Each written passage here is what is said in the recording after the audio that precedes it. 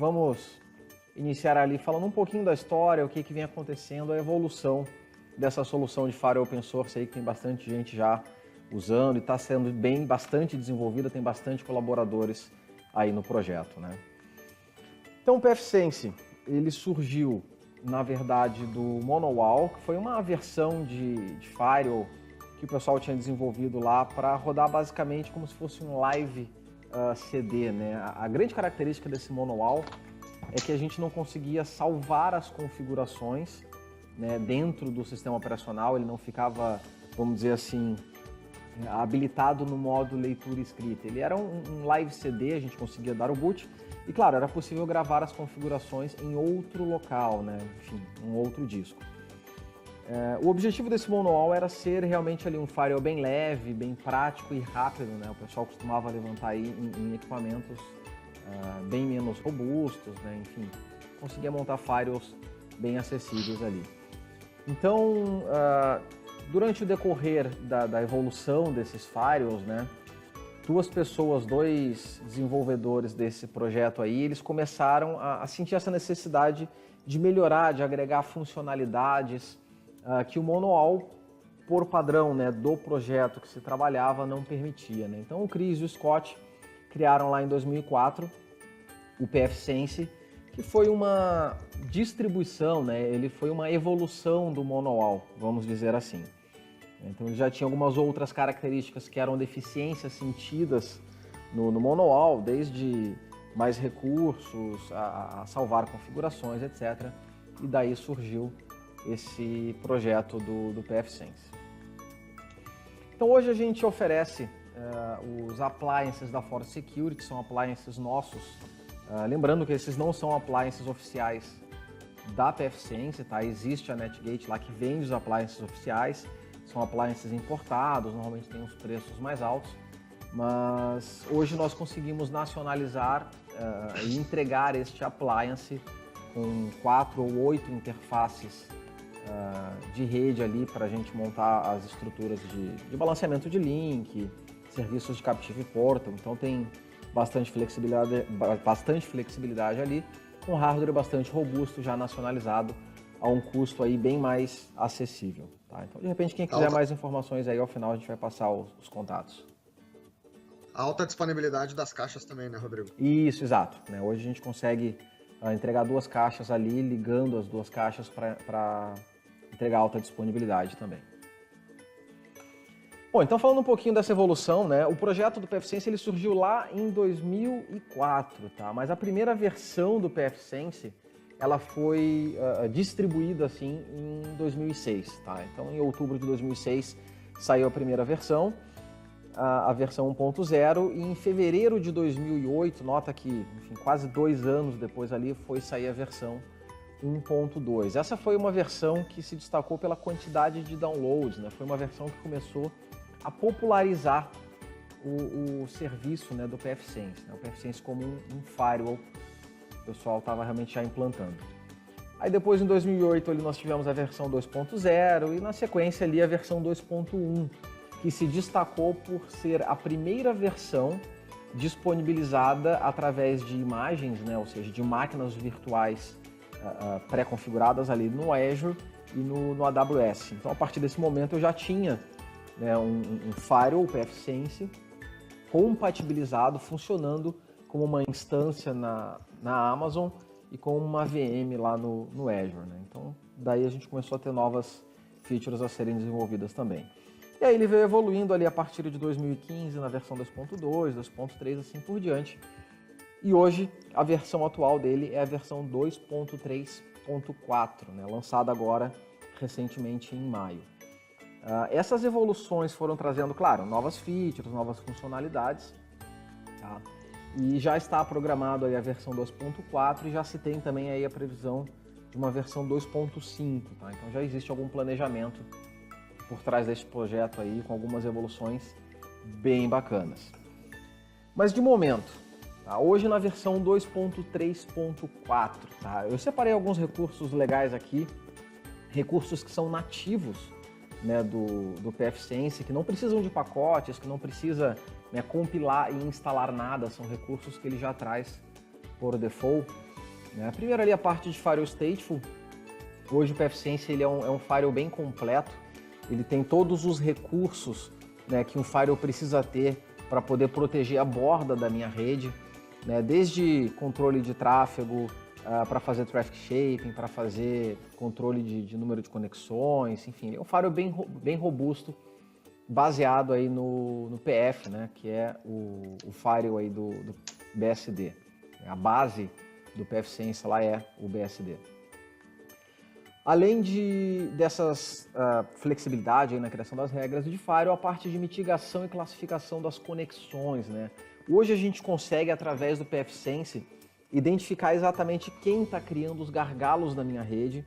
Eu consigo visualizar quantas conexões e quais conexões estão sendo realizadas por cada estação dentro da minha rede. Consigo chegar ali na análise mínima para conseguir identificar uma invasão, identificar um roubo de banda, né? Enfim, qualquer problema que esteja interferindo aí na minha rede. Além de suporte a protocolos aí como VLAN, como LAG, GIF Interfaces, PPP. Então, por exemplo, eu consigo hoje colocar o pfSense como o core da minha rede, o router core da minha rede também, e fazer inter-VLAN routing, consigo fazer agregação de interfaces lá com lag, consigo criar, enfim, conexões PPP, a parte de VPN também. Hoje o pfSense ele tem suporte a IPsec e SSL, além, né, do OpenVPN, que é nativo dele também. Então me dá bastante flexibilidade aí e funcionalidade. A parte de queues e traffic shaping, isso aqui é um recurso bacana. Claro, existe muita briga aí quando o pessoal fala de firewall, questão de Linux, de BSD, o pessoal comenta também outras caixas ali como FortiGate, enfim. Hoje o que acontece? O pfSense, por ser baseado em BSD, tá, ele tem nativo, tá, faz parte já da instalação padrão dele, não precisa de nenhum pacote, não é serviços de terceiros inclusos no sistema operacional, ele faz parte do sistema operacional. A parte de queue e traffic shaping. Então eu consigo configurar de forma muito simples e muito rápida, né, filas para fazer QoS, consigo limitar banda de determinados tráfegos. Isso dentro da regra de firewall. A gente vai mostrar daqui a pouco como é que funciona. É bem simples, eu consigo, por exemplo, limitar navegação a 200K. Eu consigo criar filas, né, para VoIP, para outros serviços, para priorizar alguns tráfegos de forma bem tranquila, bem simples, né? Coisa que, dependendo aí do firewall que a gente está trabalhando, pode depender de outros pacotes, depender de, enfim, outras configurações e torna isso aí, às vezes, bastante trabalhoso, né? Aqui é muito simples de fazer. A parte de load balance e failover também, eu consigo, de forma simples, definir os meus gateways, fazer o balanceamento desses tráfegos, né? Dizer que se cair um link sobe o outro automático, tanto para link de internet até para a própria VPN também, fica bem simples. Além de ter suporte a protocolos de roteamento avançados, né? Eu consigo realmente colocar ele como router core da minha rede, né? Hoje a gente chama o pfSense não só de firewall, né? Mas ele é um UTM, na verdade, né? Ele provê vários serviços, além desses serviços de firewall. A gente consegue botar proxy, consegue habilitar nele um Captive Portal. Isso é muito legal para rede de visitantes. Hoje, se eu tenho, por exemplo, uma Wi-Fi, né, tenho minhas redes wireless instaladas e configuradas, eu consigo segmentar essa minha rede Wi-Fi, eu consigo determinar lá uma banda específica, consigo determinar uma VLAN específica, até um segmento de rede totalmente separado. E eu digo, os usuários visitantes que vierem a conectar nessa rede vão cair num Captive Portal, que é um site que vai pedir um login e senha, vai pedir para curtir no Facebook antes de liberar o acesso à internet, determina o prazo, quanto tempo o usuário visitante pode ficar conectado, etc. Além de ter suporte a IPv6, isso é bastante importante, né? Eu não sei como anda hoje a implantação de vocês, mas o IPv6 ele já é uma realidade. Nós já estamos usando há pelo menos aí 1 ano e meio ou 2, tá? Tanto na rede interna quanto internet, o IPv6 aqui dentro da empresa. Então, quem não está familiarizado, é bom procurar se informar um pouquinho mais aí, verificar se a operadora já entrega esses recursos aí de PV6, né? Porque o PV6 é bom pra caramba, então vale a pena estudar um pouquinho aí. A parte também que é muito interessante aí do pfSense, tá? A parte de logs, relatórios, dashboards que ele gera. Então, me dá uma visualização realmente do que está acontecendo na rede. Tá? Bom, esses são os recursos que nós temos aí na versão 2.3, alguns deles que eu comentei com vocês aí, que eu acho um dos mais interessantes. Nativos, né? Então, além desses recursos nativos, nós temos outros recursos, né? Enfim, através de pacotes que eu consigo implementar, como, por exemplo, a parte ali de web proxy e recursos extras ali. Deixa eu pedir para o William comentar um pouquinho aí sobre esses pacotes ali. Consegue falar com um pouco mais de propriedade aí para vocês. Atualmente, o pfSense, ele está usando um motor ainda do Squid, né? E provavelmente nas versões futuras ele deixará de usar, tá? Deve ser utilizado o E2 Guardian, que é um fork do DANS Guardian. Né? Então, vai dar um mega desempenho aí para proxy, vai ser fantástico. Hoje o Squid, apesar de ser aí um dos proxies mais utilizados, mais conhecidos, né? A gente sabe que existem algumas limitações, principalmente quanto a conteúdo dinâmico, e ele é um projeto que veio evoluindo bastante, né? Mas ele ainda, vamos dizer assim, ele ainda mantém muito da origem do projeto, que dificulta um pouco o desenvolvimento dele. Então, a gente até não colocou aqui na lista, né? Mas esse E2 Guardian já está previsto aí nas próximas versões do pfSense, né, William? Na verdade, tem uma galera trabalhando para portar os pacotes, né? Ainda tem um trabalho ainda pela frente, mas acredito que não deve demorar muito para portar todos os pacotes. Né? Bacana, legal. Bom, então, além desses recursos ali, a gente tem... Né, tem algumas perguntas ali, Rodrigo, que o pessoal está fazendo no chat. Uhum. Vamos dar uma olhadinha ali. O Michael Silva aqui perguntou, o Proxy Squid funciona bem em modo transparente com HTTPS?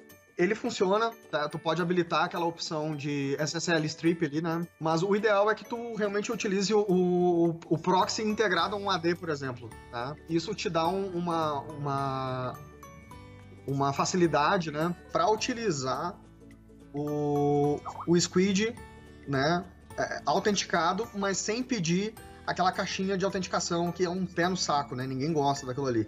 Então ele fica transparente, né? Porém, com o mesmo usuário do AD. Então, isso a gente tem feito bastante aí em muitas empresas, né? Na verdade, é o recurso de autenticação single sign-on, né? Que o próprio login do Windows ele vai servir de usuário para fazer. Se tu quiser liberar agora o microfone, por favor. Para não ter que estar o usuário toda hora colocando ali login e senha, né? Então esse single sign-on facilita um pouco aí a vida, né?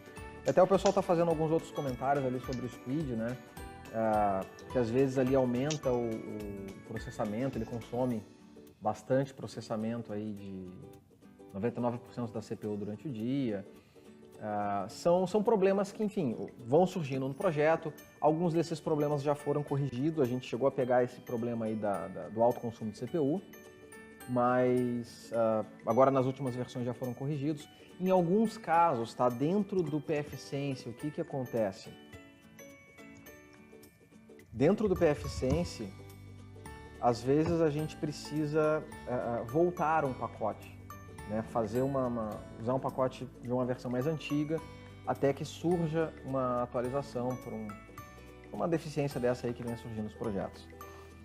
Então, aí, além do Squid, a gente tem também o Squid Guard, que complementa ali os filtros. A gente já vai demonstrar ali para vocês essa questão aí do Squid Guard junto com o Squid, como é que pode melhorar os filtros. Coagua para fazer a parte de roteamento, OpenBGP também, o Snort, Suricata para configurações aí de IDS, Zabbix para gerenciamento, enfim. E alguns outros recursos, alguns pacotes bem bacanas aí, é uma lista de pacotes que está sempre sendo atualizada, está sempre sendo mantida aí pelo pessoal do projeto. Né?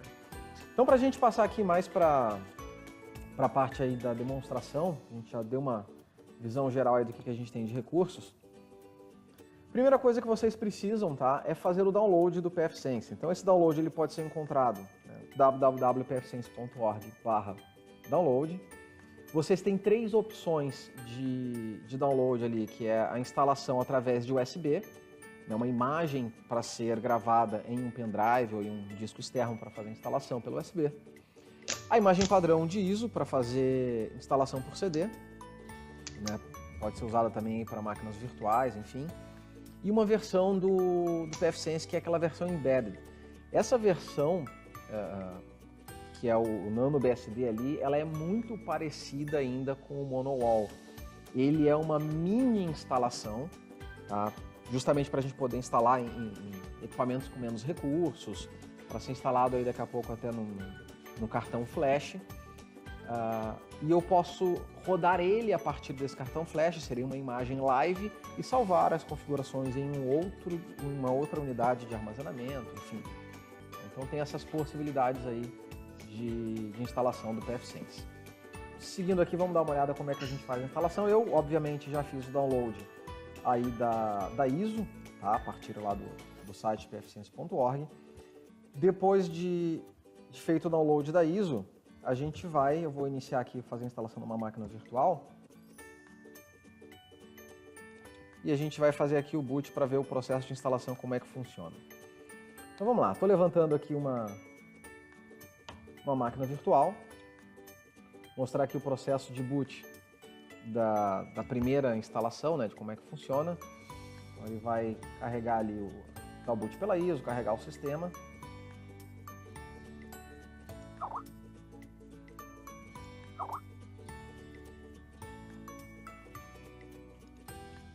Terminando ali de realizar esse processo aí de boot inicial, ele vai perguntar se eu quero realizar a instalação ou se eu quero rodar ele live. Tá? Nesse meu caso aqui, eu vou apertar o I para realizar a instalação.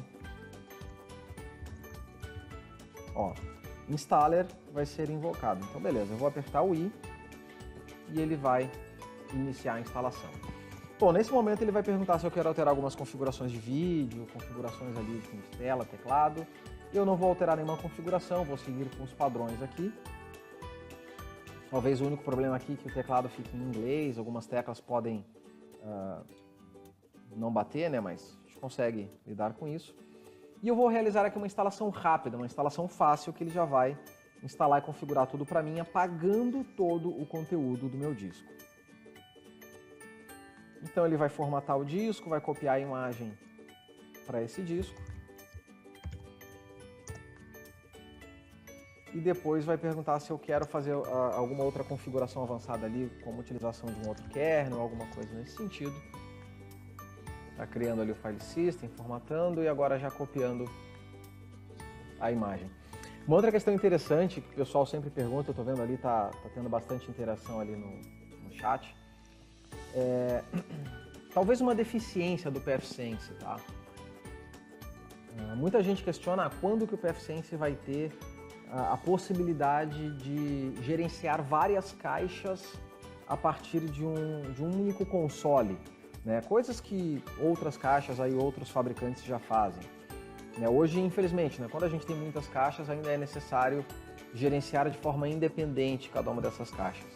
Mas nas próximas versões aí do pfSense, tá? Na versão 2.5, a gente já tem essa previsão de que vai existir um console central para eu conseguir gerenciar várias caixas ao mesmo tempo, né? Um console Enterprise para que eu consiga compartilhar regras e até ter um status, né, consolidado ali de todo o meu ambiente, de todas as minhas caixas.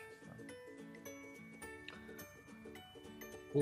Rodrigo, o Michael está fazendo uma pergunta aqui. Como podemos dimensionar o hardware adequado para o pfSense, seguindo as funções que ele vai assumir, né? Obviamente que em um ambiente complexo exige um hardware mais robusto e outros ambientes mais simples. Pode-se utilizar um hardware mais simples?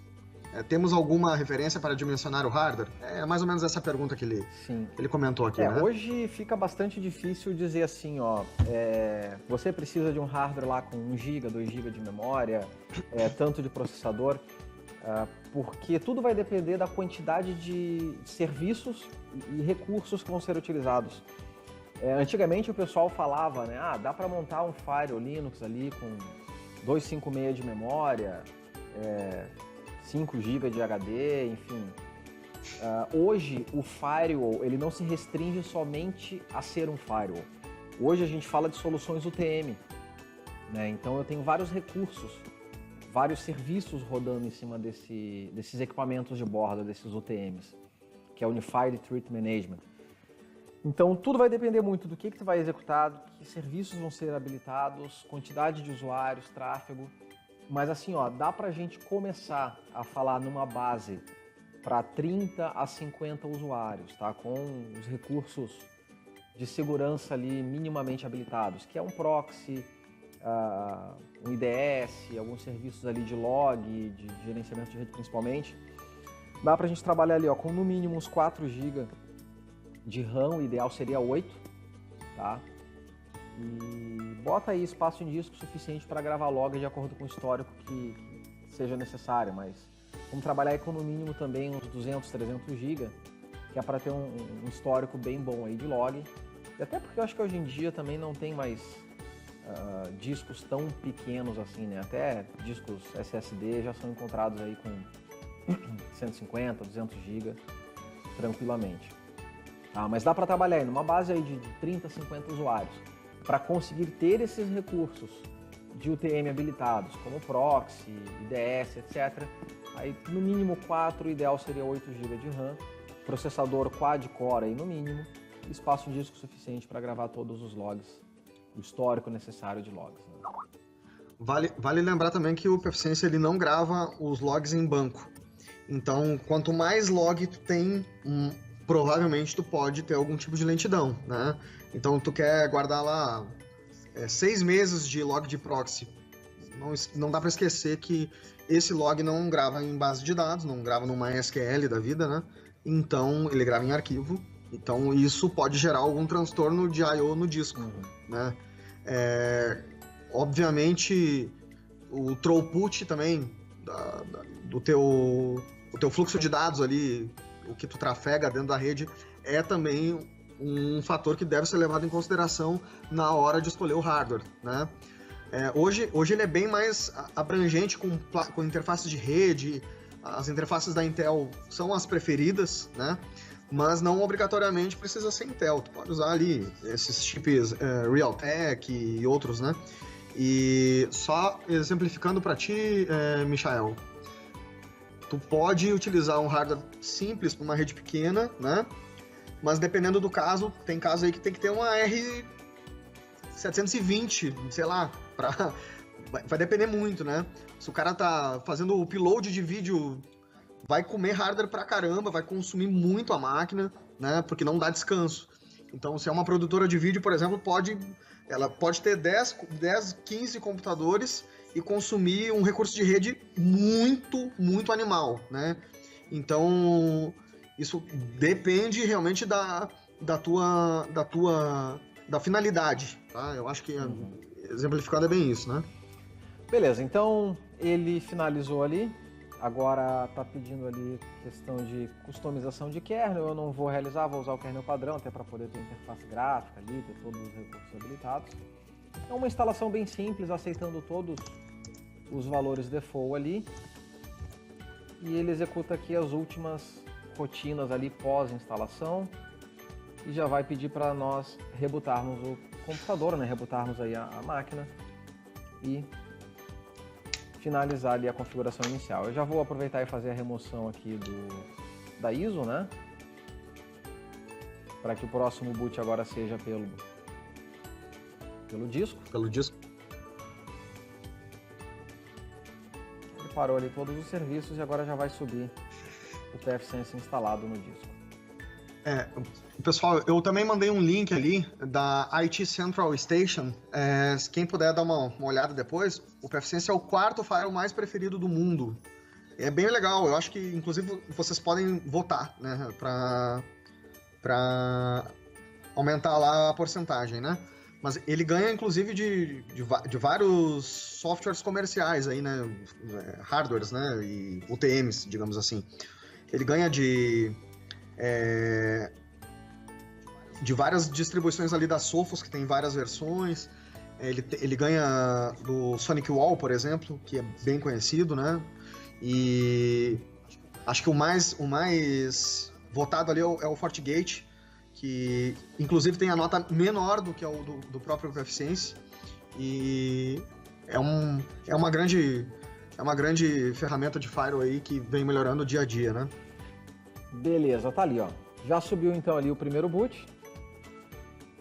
Eu tenho nessa máquina aqui, são duas placas de rede, ele reconheceu ali como HN0, HN1. Tá? E a primeira pergunta que ele me faz é se eu quero fazer a configuração das VLANs. No meu caso, eu não estou utilizando VLANs, então eu digo que não quero configurar as VLANs.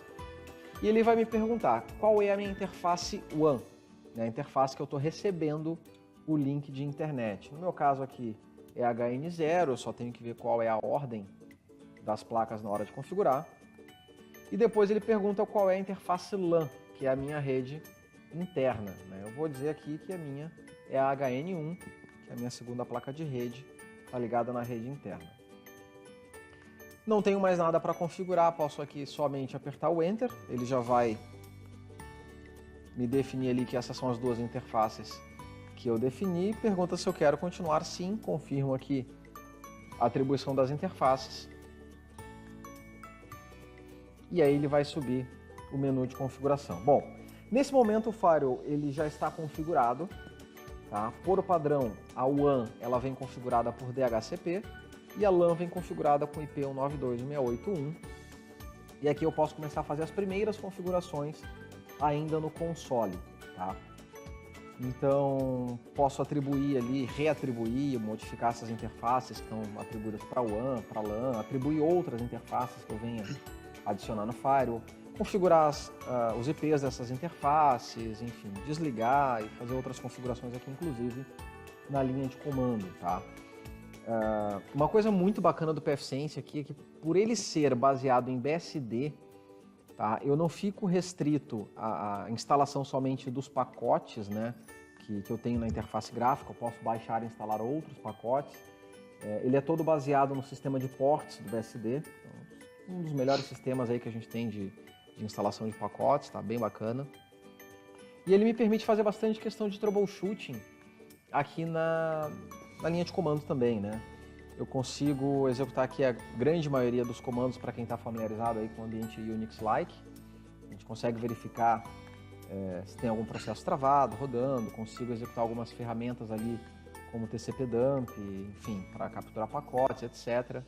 Então, para quem gosta ali de trabalhar na linha de comando, ele dá esses recursos aí. Eu não fico somente limitado à interface gráfica. Então, tem essa familiaridade aí com o ambiente aí de linha de comando.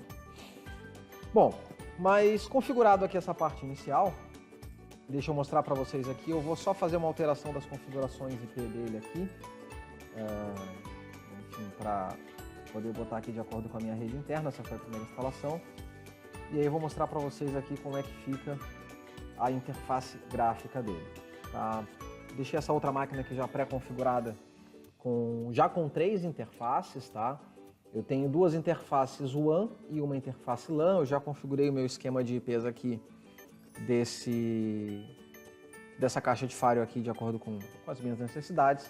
E eu vou abrir aqui o modo gráfico para mostrar para vocês como é que ficaria. Deixa eu fazer o logoff aqui para a gente poder voltar na tela de login ali. Aqui, perfeito.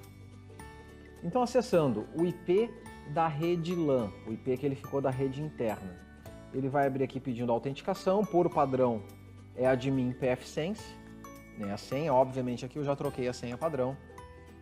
E essa vai ser a interface que nós vamos ter aí no modo gráfico, tá?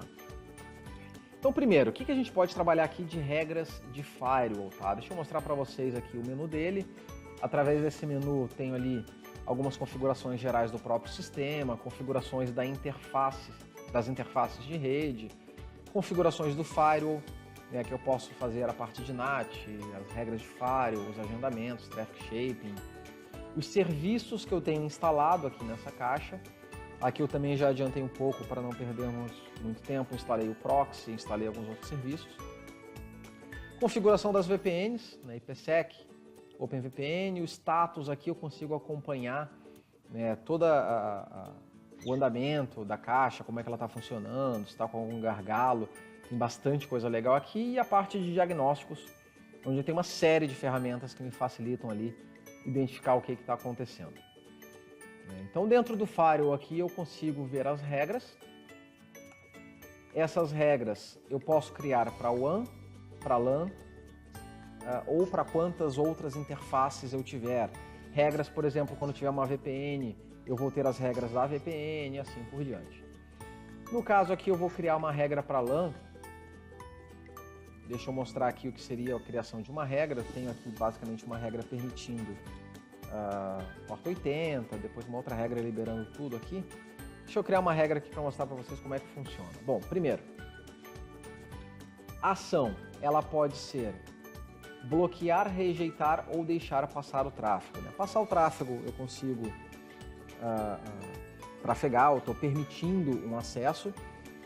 O bloqueio eu nego o acesso, mas eu estou informando, né, que o pacote foi bloqueado. E o reject, a conexão ela simplesmente não é estabelecida sem retorno.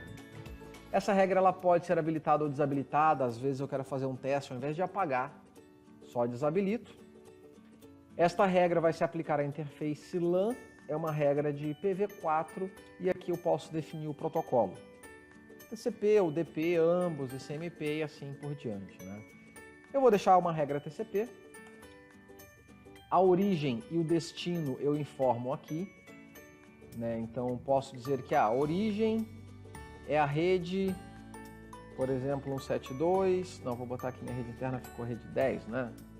Rede 10.10.10.0/24, ou seja, toda esta rede aqui eu posso liberar ou bloquear o tráfego. Destination, né? Eu posso botar aqui, ó, somente a porta 3389, né? Eu vou permitir que esta rede acesse a porta 3389 em qualquer destino. Habilito logs específicos para essa regra, para coletar informações, boto aqui uma descrição. Libera tráfego Remote Desktop. E aqui eu tenho uma série de opções avançadas quando eu falei para vocês que a capacidade de Firewall Stateful que o PFCS tem, né? Posso definir aqui uma série de outras informações de estado da conexão, máximo source nodes, né, a quantidade máxima de conexões de RDP que eu vou conseguir, que eu vou permitir, por exemplo. Né? Ou seja, eu estou liberando conexões de RDP, mas eu libero no máximo 10 conexões. Né? Eu posso fazer isso por origem, por destino ou ao total, enfim. Assim por diante, eu posso trabalhar com as flags também. Enfim, uma série de outras configurações aqui, stateful. Inclusive a parte aqui de Traffic Shaping, olha só. Dentro dessas opções avançadas, da minha regra de RDP, eu posso definir o seguinte: in e out pipes. Aqui eu não tenho nenhum pipe configurado ainda, então vamos definir um pipe ali. Vamos abrir aqui novamente a minha interface de administração e eu vou criar aqui, dentro de Traffic Shaping, o meu primeiro limitador. Tá? Dentro do Traffic Shaping, eu vou criar um limitador. Eu vou chamar esse limitador aqui de 1 mega de tráfego in. Tá? Eu vou estar, no caso, criando aqui uma limitação de 1 mega de banda, tá? Que vai funcionar sem nenhuma agenda, ou seja, vai estar sempre habilitado. Tá? Para cada source address, ou seja, para cada estação da rede interna, eu vou ter garantido ali, na verdade limitado, né, desculpa, 1 mega de banda para tráfego de RDP, né, Remote Desktop. Limite 1 megabit de RDP. Ok. E aqui eu também vou criar agora um outro limitador chamado 1 megabit out, limitando aqui também em 1 megabit cada destino, cada origem, desculpa. limite out aqui do RDP, ok. Então, criei os dois limitadores, apliquei essas configurações, está aqui, limitação de 1 megabit. E agora, eu vou precisar atualizar aqui a página, vamos ver se eu vou perder as configurações que eu fiz. Não, ainda estão aqui. Ah, não, perdi. Vamos botar aqui na rede 10.10.0/24. Pode acessar qualquer destino na porta 3389, libera acesso RDP, e aqui eu vou nas opções avançadas, como eu mostrei para vocês ali, das configurações stateful, lá embaixo eu vou configurar os pipes, ou seja, eu estou aplicando aqui nesta regra de firewall uma limitação de tráfego de 1 mega in e 1 mega out, né? In e out. Salvei e aplico as configurações. Então, nesse momento, o que eu fiz? Criei uma regra liberando a minha rede interna a acessar qualquer destino na porta 3389, porém, ali a gente tem um símbolo de uma... símbolo ali de uma configuração, né, a mais ali que tem nessa regra, não sei se todo mundo consegue ver. Parando o mouse ali em cima, ele abre para mim ali a observação dizendo que existe uma configuração avançada de firewall nessa regra, permitindo apenas tráfego limitado a 1 mega in e 1 mega out, que foi as regras de controle de banda que eu fiz ali, certo? Da mesma forma acontece quando eu tenho mais de um link de internet, que é uma coisa bastante comum hoje, né? Então, por exemplo, se eu quero configurar 2 links de internet, que é o meu caso, eu tenho aqui a minha placa de rede, nas interfaces. Provedor de internet 1, tenho o IP estático lá configurado, configuro aqui o IP, configuro quem é o gateway, né, quem é o roteador da operadora, e a mesma coisa aqui eu faço na minha placa de rede, onde está ligado a segunda operadora. IP estático, configuração IP e o meu gateway. Perfeito, estou com as duas placas de rede configuradas, com acesso à internet nas duas placas de rede através de duas operadoras diferentes. Aqui na configuração de roteamento do pfSense, eu tenho como gateway default, no caso aqui, um provedor aqui, no meu caso é a Embratel. A minha saída padrão está pela Embratel, mas eu tenho um outro link aqui de um outro fornecedor que eu posso usar também, em caso de cair um link, subir o outro, ou usar os dois ao mesmo tempo. Toda essa flexibilidade aí o pfSense permite, né? Então, primeiro, configuradas as interfaces, eu vou aos Gateway Groups. Dentro de Gateway Groups, eu vou criar um grupo de gateways. Eu vou usar o provedor 1 e o provedor 2 como se eles fossem do mesmo tier, ou seja, eles têm para mim a mesma importância. Eu vou estar gerando tráfego na mesma proporção entre esses dois provedores. O gateway do provedor 1, o gateway do provedor 2, né? Vou considerar o uso somente de um dos provedores quando um dos membros estiver down. Isso aqui vocês têm que tomar cuidado, porque às vezes a interface de rede fica up, mas o tráfego de rede não existe, né? Porque caiu daqui a pouco uma ponta remota. Então daqui a pouco a gente pode trabalhar aqui com perda de pacote, com alta latência, ou seja, começou a ficar ruim o tráfego, eu já considero o provedor down e excluo ele como membro desse grupo, tá? No caso aqui eu vou manter o packet loss, tá? Vou chamar aqui de grupo de roteamento os dois provedores. Vou chamar aqui o nome dele de load balance. É o meu gateway que vai estar fazendo o balanceamento desses links. Perfeito. Está configurado ali as minhas duas placas de rede como um grupo de roteamento. E agora eu vou aplicar também essa configuração aqui lá nas regras de firewall. Voltando aqui, em regras de firewall. Na regra de LAN, onde eu tenho uma última regra aqui que libera todo o acesso de qualquer origem para qualquer destino, eu não estou usando nenhuma configuração extra, então nesse caso a gente está aqui usando o Default Gateway, eu vou alterar esta configuração. Editando essa regra, é uma regra que permite o tráfego de IPv4 qualquer protocolo da minha rede interna para qualquer destino. Nas configurações avançadas, lá embaixo, em cima de onde nós configuramos ali o Traffic Shaping, a gente habilita o Gateway como sendo o Load Balance, aquele grupo que eu acabei de criar. Rodrigo, deixa eu fazer um comentário aqui. O Lucas, inclusive o Lucas é meu ex-aluno, ele está fazendo uma pergunta aqui. Sofro com esse problema de uma filial do meu escritório. Tem 2 links bem ruins. Se colocar a perda de pacote, ele fica trocando os links frequentemente.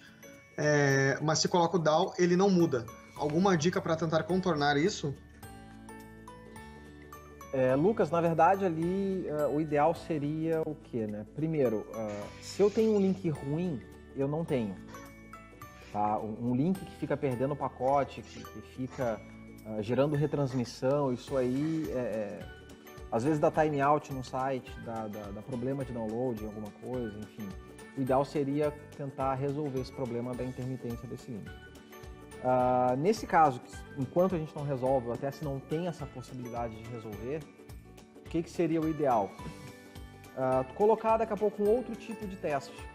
Tá? Colocar ali uma validação do teu link baseado no ping, e aí a gente coloca lá uma proporção diferente da perda de pacotes e assim por diante. Mas o ideal realmente seria ali tentar contornar esse problema aí do link. Tá? E o Jorge ali também fez uma pergunta, né? Como balanceia 2 links diferentes, né? De 10 e 20 mega. Jorge, naquele caso ali eu criei Tier 1, Tier 2, aliás, desculpa, tudo como Tier 1, né? Tu pode ali, na verdade, trabalhar com a priorização. Tu pode, nesse caso, como é um link que é o dobro do outro, fica fácil. Tu consegue botar 50% de tráfego, aliás, desculpa, 25% de tráfego num link e 75% de tráfego no outro link. Tá? 50-50 seria os dois equivalentes. Tá? Seria load balance. Mas dá para trabalhar com essas configurações também ali, jogando mais tráfego em um link do que em outro, sem problema. Então vocês viram que é bem tranquilo. A forma de fazer a configuração aqui, ela é bem intuitiva, bem fácil. A gente configura traffic shaping, a gente configura balanceamento de links ali direto na interface ali, sem precisar de outros pacotes ou de outras configurações extras, tá? O Jorge está perguntando aqui, Rodrigo, onde define a porcentagem de banda por link? Tá, a gente já volta ali, Jorge, deixa só eu dar a sequência aqui, a gente já responde ali no final. Só para a gente não perder aqui o nosso tempo também, tem a parte de serviços agora de web proxy, né, que a gente pode configurar. Dentro do pfSense, esses recursos todos que eu mostrei para vocês são recursos nativos, tá? Então, quando eu tenho proxy, quando eu tenho IDS, quando eu tenho serviços que dependem de pacotes que não são nativos, a gente faz esse gerenciamento ali através do Packet Manager, tá? Então aqui eu tenho já alguns pacotes pré-instalados. Já instalei antecipadamente aqui para a gente poder ganhar um tempo, né? Eu já tenho aqui o Squid, já tenho o Squid Guard, já tenho ali o Light Squid, enfim. Caso eu queira instalar um pacote, como por exemplo o Proxy, no meu caso já está instalado, eu vou instalar um outro pacote aqui qualquer, eu venho em Available Packages. Vamos pegar aqui da lista de pacotes, por exemplo, eu quero instalar aqui o Free Radius, por exemplo. A implementação de radios ali dentro do pfSense. Seleciono o pacote, confirmo e ele vai fazer a instalação desse pacote aí baseado naquele modelo que eu falei para vocês, dos ports lá, enfim. Então, são esses os pacotes, né, que a equipe lá do projeto do pfSense, ela se mantém atualizando, se mantém importando, né, para dentro desse pacote aí. Para dentro desse projeto, né, no caso. Então ali é só aguardar ele finalizar, pode ver que se tiver alguma dependência, ele já baixa todas as dependências, né, já implementa ali todas as dependências. E finalizando com sucesso, ele me mostra aqui nos logs da instalação o sucesso da instalação. A gente tem no menu de configuração, vamos voltar aqui só para a página inicial, no menu de configuração de serviços, o FreeRadius, que foi o serviço que eu acabei de instalar. Então a configuração dos pacotes, a gente faz tudo por aqui. Bem, deixa eu mostrar para vocês aqui o Squid, eu só habilitei e botei ele a rodar, tá? Escutando o tráfego ali na rede LAN, tá? Definir a porta que ele vai estar rodando, definir ali a quantidade de cache que ele vai fazer em disco, né? Enfim, replacement policy, configurações gerais do Squid. E depois eu habilitei o serviço de SquidGuard. Tá? SquidGuard hoje é o que a gente pode fazer os filtros baseados em tipos de conteúdo, enfim. Então aqui dentro do SquidGuard também a gente habilitou o SquidGuard, tá? Checkbox Enable. Posso fazer a integração desse SquidGuard para autenticar com os usuários do AD. Né? Então eu faço consulta à base LDAP do AD para que a gente tenha o mesmo login e senha para o pessoal poder navegar na internet. Habilitei as opções de log, né? Enable Log, para poder pegar informações ali dos filtros. E fiz o download de umas blacklists, tá? Dessa URL aqui. Tá? Então essa URL aqui, ele tem uma série de blacklists pré-configuradas. A gente, depois de salvar essas configurações, vem em blacklists e manda fazer o download dessa blacklist. Eu já fiz previamente aqui o download, mas basicamente ele vai baixar esse conteúdo. E aqui ele achou 74 categorias para mim.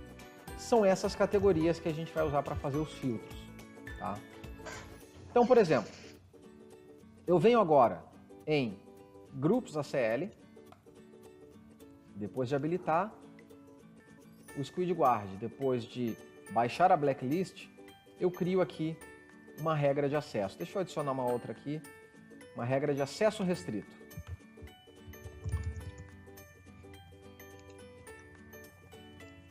Muito bem.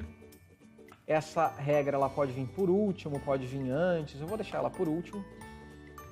Origem, aqui eu posso dizer que determinado usuário ou determinado IP, essa regra se aplica, né? Eu vou colocar aqui que essa regra se aplica, enfim, ao IP 10.10, enfim, 100. Tá.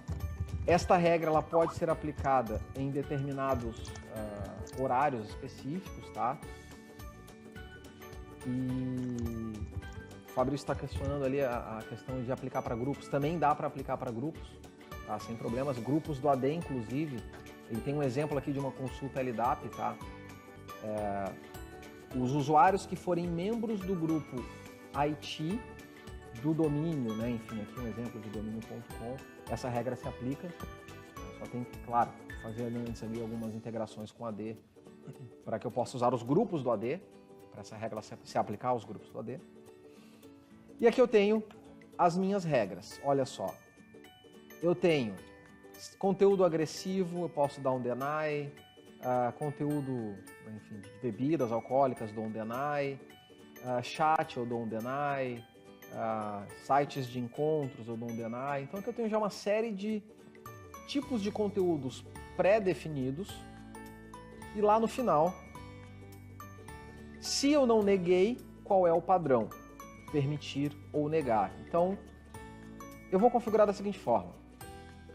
Eu dei um deny aqui para as categorias de agressivo, álcool, chat e dating. O resto eu vou deixar liberado. Só estou bloqueando essas categorias de sites, né? Não permitir o uso de IP na URL, né? Às vezes a gente vai lá e bota, em vez de URL www, bota o IP do servidor. Posso botar uma URL para ele redirecionar com uma mensagem específica, né?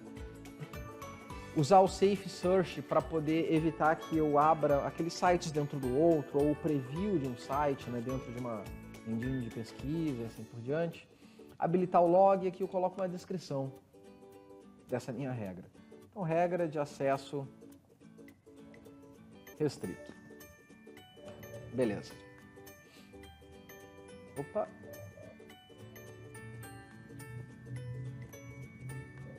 Tem que usar um underline. Restrito. Agora sim. Perfeito.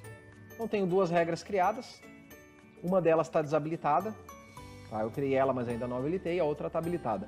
Essa outra regra aqui, tá? Ela está configurada também com alguns outros bloqueios. Vamos só conferir aqui. Ela está, nesse caso, bloqueando o meu IP específico, tá? Bloqueando chat, dating e depois liberando todo o resto. Beleza. E se eu tivesse dentro desses sites de chat que eu quero permitir o acesso? Lembrando que isso aqui vale a ordem de aplicação. Então, primeiro eu libero estes sites. Se eu acessar qualquer site, mesmo um que esteja bloqueado, se tiver em site liberado, como vem primeiro, ele vai estar liberado. Depois ele bloqueia essas duas listas e libera todo o resto. Vamos ver se está funcionando essa regra. Eu vou tentar acessar aqui, por exemplo, dating.com. Ele me deu aqui o acesso negado. Tá? Por quê? Porque ele foi barrado neste grupo aqui, bloqueio de sites de encontros. Se eu tentar acessar um outro site, enfim, chat.terra, ele também vai me bloquear o acesso, dizendo aqui que o grupo de bloqueio foi o chat. A interface aqui ela está bem crua, né? Eu não preparei nenhuma mensagem, mas eu posso criar um HTML com mais informações ali, com mais detalhes, enfim, explicando para o usuário por que foi bloqueado, assim por diante. Tá? Bem, então vocês viram, né? Dentro do Squid ali a gente não configurou quase nada, foi praticamente tudo em cima do Squid Guard. Como o William falou, o E2 Guardian é um projeto que está vindo para substituir toda essa parte de controle de acesso web. Tá? O Squid, no caso, ele é a engine de proxy e os filtros são feitos pelo Squid Guard aqui. A ideia é que no E2 Guardian a gente tenha tudo isso num único pacote, né? Enfim. Vamos esperar ver como é que vai ser a evolução aí e o empacotamento disso dentro do pfSense. Tá? Bom, pelo nosso horário a gente já está chegando aí no limite do nosso tempo. O pessoal de repente tem algum compromisso. Só para a gente finalizar aqui, a gente já aproveita na sequência aí para tirar algumas outras dúvidas que ficaram. Mas eu queria já agradecer o pessoal aí que participou do nosso webinar, tá?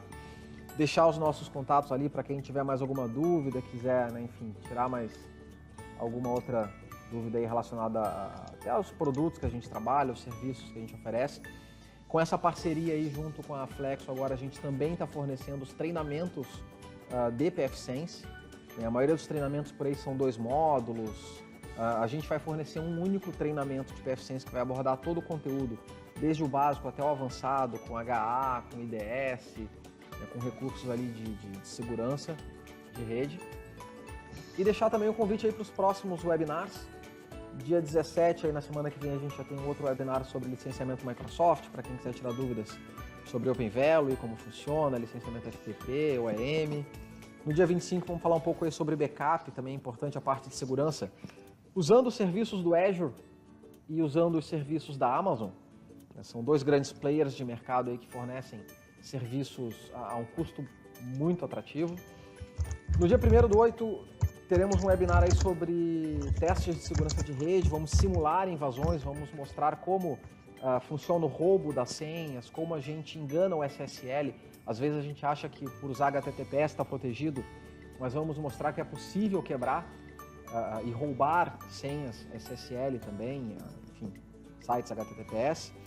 E no dia 8 aí, no mês que vem, soluções de hiperconvergência com Windows Server 2016. São soluções que eu consigo montar de alta disponibilidade sem precisar de todos os recursos de um cluster, certo? Então fica aí o convite para os nossos próximos webinars. O que a gente tinha para passar aí para vocês era isso. Eu queria agradecer a presença de todos e vamos abrir mais um tempinho aí, então, para algumas perguntas e respostas, ver o que o pessoal tem de dúvida ainda que a gente possa ajudar. Rodrigo, aqui tem uma galera que fez pergunta aqui, eu vou tentar filtrar aqui um pouquinho. Primeiro, o Jorge Staub pediu aqui, onde defino a porcentagem de banda por link. Se puder dar uma mostrada aí por enquanto. Peraí, deixa eu só retomar aqui então nossa interface. É possível também usar o PFSense previamente traduzido, tá, gente? Vocês conseguem colocar... Ele não é totalmente traduzido, mas dá para ter uma noção um pouco melhor. Ali nos gateways, exatamente aí, ó, Display Advanced, aí tu tem o Edit ali, ó. Então tu pode dizer quem é o link prioritário, tá? Aqui no caso eu posso, dependendo do tipo de configuração que a gente fizer lá no Gateway Groups, tá? Aqui eu vou definir, além dos tiers, né? Eu vou usar um dos links e se cair eu vou usar o outro. Ou eu posso usar os dois links no mesmo tiers, aqui eu coloco com os pesos. Esses pesos a gente sempre trabalha proporcional.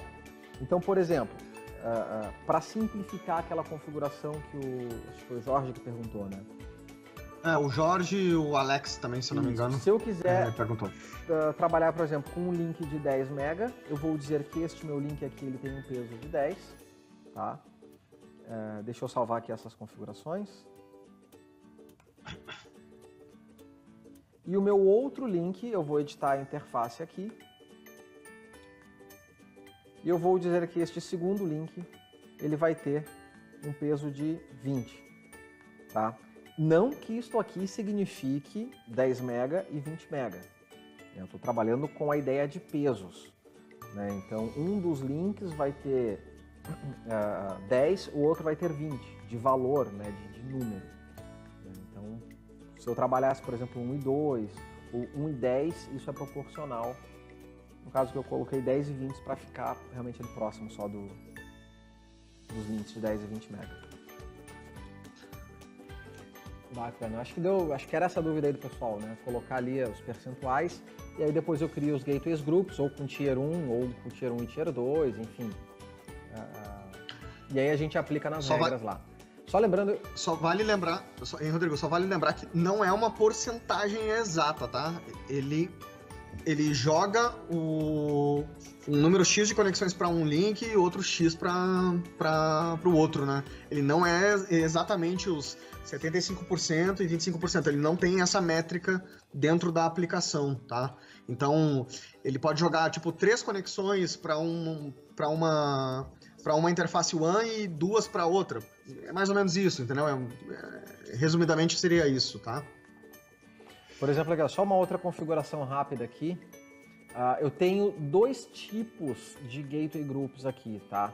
Um trabalhando com balanceamento, outro trabalhando com um link e com outro alternado, né? Então, se cair um, entra o outro. Mais ou menos assim. Lá nas regras de Firewall, que eu tinha comentado com vocês, eu posso ter uma regra, por exemplo, de navegação, destino porta 80, que vai ter balanceamento. E uma outra regra dizendo que o RDP vai sair por um link, se cair ele sai pelo outro. Então, eu acho que alguém tinha perguntado ali na linha ali do chat sobre isso. Eu posso criar regras diferentes, usando grupos de gateways diferentes, de acordo com a regra, para atender essas necessidades ali, tá? Através de telefone ali, 3466-2166, ou enfim, através do e-mail, pode entrar em contato conosco ali, a gente passa mais outras informações aí também tanto sobre treinamento, sobre os próximos webinars, quem quiser se inscrever também. Tá? Os webinars nós vamos fazer sempre todos gratuitos. E algum tema que vocês queiram sugerir também, vai ter uma pesquisa aí no final. Podem entrar lá na pesquisa, sugerir alguns próximos temas para a gente trabalhar, vai ser bem bacana aí poder tá atendendo essa demanda aí de vocês.